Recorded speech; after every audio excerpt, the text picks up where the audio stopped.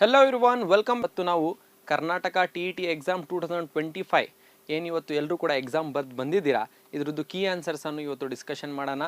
ತುಂಬ ಜನರಿಗೆ ಮಾತಾಡುವಾಗ ಅನಿಸ್ತು ಪೇಪರ್ ಸ್ವಲ್ಪ ಜನ ಟಫ್ ಇದೆ ಅಂತಿದ್ರು, ಸ್ವಲ್ಪ ಜನ ಈಸಿ ಇದೆ ಅಂತಿದ್ರು, ಸ್ವಲ್ಪ ಜನ ಮ್ಯಾಥಮೆಟಿಕ್ಸ್ ಮತ್ತು ಸೈನ್ಸ್ ಪೇಪರ್ ಟಫ್ ಇತ್ತು ಅಂದರು, ಸ್ವಲ್ಪ ಜನ CDP ಟಫ್ ಇತ್ತು, ಲ್ಯಾಂಗ್ವೇಜಸ್ ಈಸಿ ಇತ್ತು, ಆರಾಮಾಗಿ ಬರ್ದಿದ್ದೀವಿ ಅಂದರು.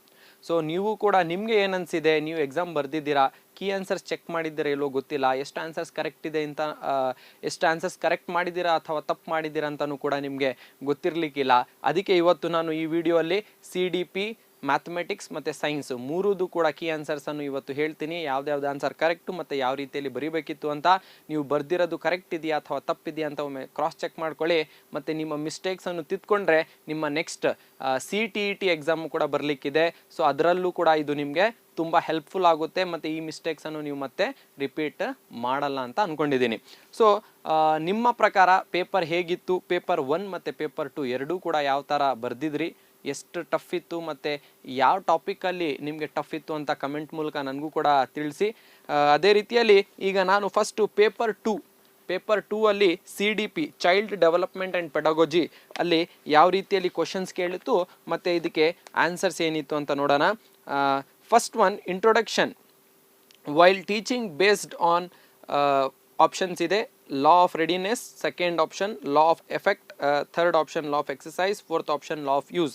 ಸೊ ಇದಕ್ಕೆ ಲಾ ಆಫ್ ರೆಡಿನೆಸ್ ಇರುತ್ತೆ. ಇಂಟ್ರೊಡಕ್ಷನ್ ಕೊಡುವಂಥದ್ದು ಟೀಚಿಂಗ್ ವೈಲ್ ಟೀಚಿಂಗ್ ಬೇಸ್ಡ್ ಅಂದರೆ ನೀವು ಟೀಚಿಂಗ್ ಸ್ಟಾರ್ಟ್ ಮಾಡೋಕ್ಕಿಂತ ಮುಂಚೆ ಏನು ಇಂಟ್ರೊಡಕ್ಷನ್ ಕೊಡ್ತಿರಲ್ಲ, ಇದು ಯಾವ ಲಾ ಅದ್ರ ಅಂಡರಲ್ಲಿ ಬರುತ್ತೆ, ಲಾ ಆಫ್ ರೆಡಿನೆಸ್ಸಲ್ಲಿ ಬರುತ್ತಾ ಅಂತ. Yes, law of readiness. ನೋಡಿ, ಇನ್ನೊಂದು CDP child development and pedagogy ಏನು ಈ ಪೇಪರ್ ಇದೆ, ಇದನ್ನು ನೀವು ಬರಿಬೇಕು ಅಂದರೆ you have to think as a teacher, you are teaching to a student.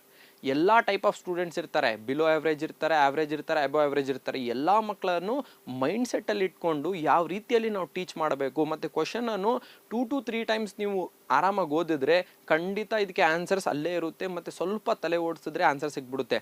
ತುಂಬ ಜನ CDP ಕಷ್ಟ ಅಂತ ಹೇಳ್ತಿದ್ರು. ಓಕೆ, ಒಂದು ರೀತಿಯಲ್ಲಿ ಕಷ್ಟ ಇದೆ ಅಂತ ಅನ್ಕೊಳ್ಳೋಣ, ಬಟ್ ನೀವು ಈ ಕ್ವಶನ್ಸನ್ನು ಕರೆಕ್ಟಾಗಿ ಪ್ರಾಕ್ಟಿಕಲಾಗಿ ಯೋಚನೆ ಮಾಡಿದ್ರೆ ನಿಮಗೆ ಆನ್ಸರ್ಸ್ ಅಲ್ಲೇ ಇರುತ್ತೆ ಮತ್ತು ಈಸಿನೂ ಕೂಡ ಇದೆ. This research is use to solve the problems of classroom. ಯಾವ ರಿಸರ್ಚು ಕ್ಲಾಸ್ ರೂಮಲ್ಲಿ ಬರೋ ಪ್ರಾಬ್ಲಮ್ಸನ್ನು ಇದು ಮಾಡ್ಬೋದು. ಆ್ಯಕ್ಷನ್ ರಿಸರ್ಚ್ ಅಂದರೆ ನಾವು ಏನಾದರೂ ಒಂದು ಆದರೆ ಆ್ಯಕ್ಷನ್ ಈಗ ಫಾರ್ ಎಕ್ಸಾಂಪಲ್ ಮಕ್ಕಳು ಏನೋ ತಪ್ಪು ಮಾಡಿದ್ರು ಅಂತ ಅಂದ್ಕೊಳ್ಳಿ, ನೀವೇನೋ ಒಂದು ಆ್ಯಕ್ಷನ್ ತಗೋತೀರಾ ಅಲ್ಲಿ, ಮತ್ತೆ ಅದನ್ನು ಏನು ಮಾಡ್ಬೋದು, ಸಾಲ್ವ್ ಮಾಡ್ಬೋದು. ಸೊ ಈ ಥರ ಈ ಪ್ರಾಸೆಸ್ ಮುಖಾಂತರ ನೀವೇನು ಮಾಡ್ಬೋದು, ಆ್ಯಕ್ಷನ್ ರಿಸರ್ಚ್ ಯೂಸ್ ಮಾಡಿ ಆನ್ಸರ್ ಮಾಡ್ಬೋದು. ಸೊ 62ಗೆ answer 4. 63 question number, that is the specification explains in associated with objectives, ಅದಕ್ಕೆ ಆನ್ಸರ್ ಅಂಡರ್ಸ್ಟ್ಯಾಂಡಿಂಗ್. 64th ಒನ್ಗೆ answer cognitive domain. 65th answer interview, ಇಲ್ಲಿ ಡಿಸ್ಪ್ಲೇ ಆಗ್ತಿದೆ ಅಂತ ಅಂದ್ಕೊಂಡಿದ್ದೀನಿ. Next 66 answer, that is IQ formula ಏನಿದೆ ಅಂದರೆ MA/CA × 100. MA refers to mental age. ತುಂಬ ಜನ ಇಲ್ಲಿ ಮೆಂಟಲ್ ಎಬಿಲಿಟಿ ಅಂತ ಹಾಕಿರ್ತೀರಾ. So but answer mental ability ಅಲ್ಲ, ಮೆಂಟಲ್ ಏಜ್. ಆಮೇಲೆ 67th, one of the following is an educational programme for the backward children, remedial teaching. Backward children ಅಂದರೆ ಮಕ್ಕಳು ಯಾರು ಹಿಂದೆ ಇರ್ತಾರೆ ಓದೋದ್ರಲ್ಲಿ, ಅವರನ್ನು ಯಾವ ರೀತಿಯಲ್ಲಿ ನಾವು ಮುಂದೆ ತಗೊಬರ್ಬೋದು. 4 ಆಪ್ಷನ್ಸ್ ಇದೆ. ಅದರಲ್ಲಿ ರೆಮಿಡಿಯಲ್ ಟೀಚಿಂಗ್ ಅನ್ನೋದು, ರೆಮಿಡಿಯಲ್ ಕ್ಲಾಸಸ್ ತಗೋತೀವಿ ನಾವು ಮಕ್ಕಳನ್ನು ಮೋಟಿವೇಟ್ ಮಾಡಲಿಕ್ಕೆ. ಮತ್ತು ಟೀಚರ್ಸ್ ಯಾರ್ಯಾರು ಬರೀತಿದ್ದೀರಾ ಅವ್ರಿಗೆ ಈಸಿ ಆಗುತ್ತೆ ಮತ್ತು ಅವ್ರಿಗೆ ಅರ್ಥ ಆಗುತ್ತೆ. ಫಸ್ಟ್ ಟೈಮ್ ಯಾರು ಎಕ್ಸಾಮ್ ಬರೀತಿದ್ದಾರೆ ಮತ್ತು ಟೀಚಿಂಗ್ ಫೀಲ್ಡಲ್ಲೇ ಇಲ್ಲ, ಅವ್ರಿಗೆ ಹೊಸದು ಟೀಚಿಂಗ್ ಫೀಲ್ಡ್ ಅಂದಾಗ ಅವ್ರಿಗೆ ಪೇಪರು ಕೂಡ ಕಷ್ಟನೇ ಆಗುತ್ತೆ. ಬಿಕಾಸ್ ನೀವು if you have the experience of teaching, the paper TET exam will be easy for you. One of the following educational program remedial classes ಆಯಿತು. hierarchy of needs for motivation is discussed in ಯಾವುದು ಅಂದರೆ ಮ್ಯಾಸ್ಲೋಸ್ theories ಇದೆ, ತುಂಬ theories ಇದೆ. ಆ ಥಿಯರೀಸಲ್ಲಿ ಯಾವ theory ಅಂತ, ಅದಕ್ಕೆ answer Maslow's theory. One of the following is not a determinant of attention, monotony is the answer. Zone of proximal development was given by Lev Vygotsky ಅಂತ ಯಾರಿದ್ದಾರೆ ಅವ್ರು ಕೊಟ್ಟಿದ್ದು ಆ formula. Question number 71, the maxim of teaching whole to part is the application of insightful learning theory. Question number 72, hero worship period in the human development is later childhood ನಂತರ hero worship ಅನ್ನೋದು start ಆಗುವಂಥದ್ದು. The stage in which individual prefer the company of members of opposite sex.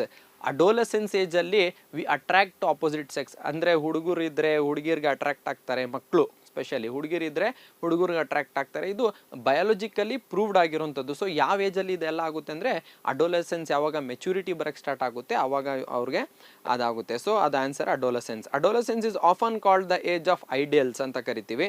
Children's enter gang age during later childhood, ಅಂದರೆ childhood ನಂತರ ಮಕ್ಕಳು gang age ಹತ್ರ ಬಂದ್ಬಿಡ್ತಾರೆ. The development goes from womb to tomb because it follows principle of continuity. ಅಂದರೆ ಅಂದರೆ ಹೊಟ್ಟೆಯಿಂದ, tomb ಅಂದರೆ ಏನು ಲಾಸ್ಟಲ್ಲಿ ಗೋರಿ ಕಟ್ತಾರಲ್ಲ, ಸಮಾಧಿ ಮಾಡ್ತಾರಲ್ಲ, ಅಲ್ಲಿವರೆಗೂ ಇದೇನಿದು ಪ್ರಿನ್ಸಿಪಲ್ ಆಫ್ ಕಂಟಿನ್ಯೂಟಿ, ಕಂಟಿನ್ಯೂಸ್ ಅಲ್ಲಿಂದ ಅಲ್ಲಿವರೆಗೂ ಏನಾಗಿದೆ ಕಂಟಿನ್ಯೂಟಿ ಇದೆ. ಸೊ ಪ್ರಿನ್ಸಿಪಲ್ ಆಫ್ ಕಂಟಿನ್ಯೂಟಿ ಸ್ವಲ್ಪ ಯೋಚನೆ ಮಾಡಿದ್ರೆ ಬಂದ್ಬಿಡುತ್ತೆ.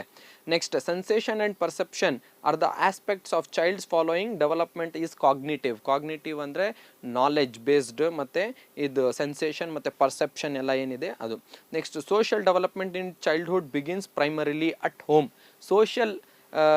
ಸೋಷಿಯಲ್ ಡೆವಲಪ್ಮೆಂಟ್, ಆ ಒಂದು ಮಗುದು ಸೋಷಿಯಲ್ ಡೆವಲಪ್ಮೆಂಟ್ ಎಲ್ಲಿಂದ ಸ್ಟಾರ್ಟ್ ಆಗುತ್ತೆ ಅಂದರೆ ಫಸ್ಟು ಮನೆಯಿಂದನೇ ಸೋಷಿಯಲ್ ಡೆವಲಪ್ಮೆಂಟ್ ಸ್ಟಾರ್ಟ್ ಆಗೋಂಥದ್ದು. ಅಂದರೆ ಮನೆಯಲ್ಲಿ ನೋಡ್ತಾರೆ ಯಾವ ರೀತಿಯಲ್ಲಿ ಅಪ್ಪ ಅಮ್ಮ ರಿಯಾಕ್ಟ್ ಮಾಡ್ತಿದ್ದಾರೆ, ಅವ್ರ ಬ್ರದರ್ಸ್ ಹೇಗೆ ರಿಯಾಕ್ಟ್ ಮಾಡ್ತಿದ್ದಾರೆ, ಅವ್ರು ಯಾವ ಥರ ಎದ್ದೊಳ್ತಿದ್ದಾರೆ, ಯಾವ ಥರ ಮಲ್ಕೋತಾವ್ರೆ, ಏನು ಫುಡ್ ಕೊಡ್ತಾವ್ರೆ, ಅವ್ರ ಡ್ರೆಸ್ಸಿಂಗ್ ಸೆನ್ಸ್ ಏನು, ಇದೆಲ್ಲ ಸ್ಟಾರ್ಟ್ ಆಗೋದು ಫಸ್ಟ್ ಸ್ಟೇಜ್. ಆಚೆ ಬರೋಕ್ಕಿಂತ ಮುಂಚೆ ಮನೆಯದು ವಾತಾವರಣ ಹೇಗಿರುತ್ತೆ ಆ ಮಗುನೂ ಕೂಡ ಅದೇ ರೀತಿಯಲ್ಲಿ ಬಿಹೇವ್ ಮಾಡುತ್ತೆ. ಅದಕ್ಕೆ ಕೋಪ ಬಂದಾಗ ತುಂಬ ಟೀಚರ್ಸು ಮಕ್ಳಿಗೆ ಬೈದ್ಬಿಡ್ತಾರೆ. ಏನಂತ, ಇದೇನೇನು ನಿಮ್ಮ ಕಲಿಸಿರೋದು ಮನೆಯಲ್ಲಿ, ನಿಮ್ಮ ಅಪ್ಪ ಅಮ್ಮ ಇದೇನ ಕಲಿಸಿರೋದು, ಇದೇನಾ ಅದು ಇದು ಅಂತ. ಅದು ಏನಂದರೆ ಅದು ಸೈಕಾಲಜಿಕಲಿ ಮನೆಯಲ್ಲಿ ಏನು ಕಲ್ತಿರ್ತಾರೆ ಮಕ್ಕಳು ಅದೇ ರೀತಿಯಲ್ಲಿ ಸ್ಕೂಲಲ್ಲೂ ಕೂಡ ಅದೇ ರೀತಿಯಲ್ಲಿ ಬಿಹೇವ್ ಮಾಡೋದು. ಸೊ ಅದಕ್ಕೆ ಆ ಕೋಪದಲ್ಲೂ ಬರುತ್ತೆ ಮತ್ತು ಅದು ನಿಜಾನೇ ಆಗಿರುತ್ತೆ.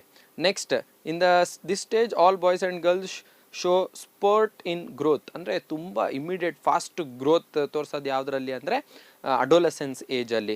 Following is not a teacher quality to handle adolescent. ಅಂದರೆ ಒಂದು ಅಡೋಲೆಸೆಂಟ್ ಮಗುನ ಹ್ಯಾಂಡಲ್ ಮಾಡಲಿಕ್ಕೆ ಒಂದು ಟೀಚರ್ ಹತ್ರ ಯಾವ ಕ್ವಾಲಿಟಿ ಇರಬಾರ್ದು ಅಂದರೆ ಆ ಸ್ಟ್ರಿಕ್ಟ್ ಮೆಂಟರ್, ಸ್ಟ್ರಿಕ್ಟಾಗಿ ಹಿಟ್ಲರ್ ಥರ ಬಿಹೇವ್ ಮಾಡೋಂಥದ್ದು ಆ ಥರ ಅಲ್ಲ.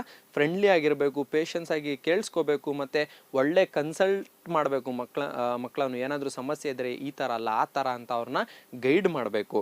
Next, this stage of 5E model makes provision for application of knowledge is elaboration.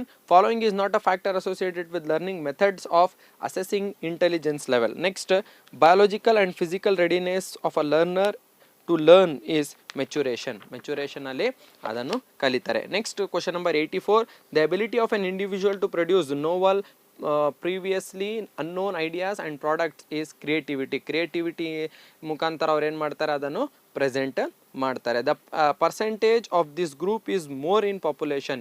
ಯಾವುದು ನಾರ್ಮಲ್ ಆಗಿರುವಂಥದ್ದು ಮಕ್ಕಳು ಪಾಪ್ಯುಲೇಷನಲ್ಲಿ ಜಾಸ್ತಿ ಇದ್ದಾರೆ. ತುಂಬ ಜನ ಡಲ್ ಹಾಕಿರ್ಬೋದು, ಬಟ್ ಡಲ್ ಮಕ್ಕಳು ಪಾಪ್ಯುಲೇಷನಲ್ಲಿ ಜಾಸ್ತಿ ಇಲ್ಲ. ನಾರ್ಮಲ್ ಆವ್ರೇಜ್ ಮಕ್ಕಳು ಏನಂತ ಹೇಳ್ತೀವಿ ಅವರು ಪಾಪ್ಯುಲೇಷನಲ್ಲಿ ಜಾಸ್ತಿ ಇರುವಂಥದ್ದು. Rationalisation mean justify failure by giving reason.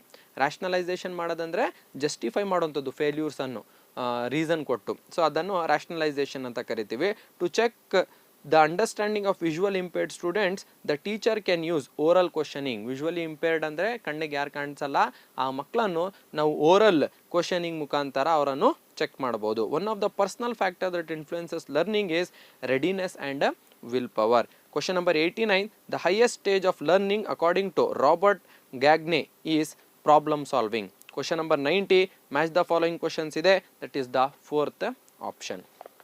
ಇಷ್ಟು child development and pedagogy CDP ಅಂತ ಏನು ಟಾಪಿಕ್ ಇತ್ತು ಇದು ಎಲ್ಲ ಕೀ ಆನ್ಸರ್ಸು. ನೀವು ಯಾವುದೆಲ್ಲ ಕರೆಕ್ಟ್ ಮಾಡಿದ್ದೀರಾ, ಕರೆಕ್ಟ್ ಮಾಡಿಲ್ಲ ಅನ್ನೋದು ಟಿಕ್ ಮಾಡ್ಕೊಳ್ಳಿ. ಮತ್ತು ಈ ಕಾನ್ಸೆಪ್ಟ್ ಬೇಸ್ಡಲ್ಲೇ ನೀವು ಪ್ರಿಪೇರ್ ಆಗಿ ನಿಮ್ಮ CTET ಎಕ್ಸಾಮ್ಗೂ ಕೂಡ, ಅಥವಾ ಇಫ್ ಇನ್ ಕೇಸ್ ನಿಮ್ಮ ಸೆಲೆಕ್ಷನ್ ಈ ಇಯರ್ ಆಗಿಲ್ಲ ಅಂದರೂ ಕೂಡ ಬೇಸರ ಪಡೋದು ಅಥವಾ ಬೇಜಾರಾಗೋದು ನೆಸೆಸಿಟಿ ಇಲ್ಲ. ನೆಕ್ಸ್ಟ್ ಇಯರ್ ಮತ್ತೆ ಟ್ರೈ ಮಾಡಿ. ಯು ಕ್ಯಾನ್ ರೀಸ್ಟಾರ್ಟ್ ಅಂತ ಇದೆಯಲ್ಲ ಆ ಥರ ರೀಸ್ಟಾರ್ಟ್ ಮಾಡಿ again you try, give the best. Because ಒಂದು ಸತಿ ನಿಮಗೆ ಎಕ್ಸ್ಪೀರಿಯನ್ಸ್ ಸಿಕ್ಕಿರುತ್ತೆ, next time you can easily crack the exam and qualify the exam paper also. Okay, all the best.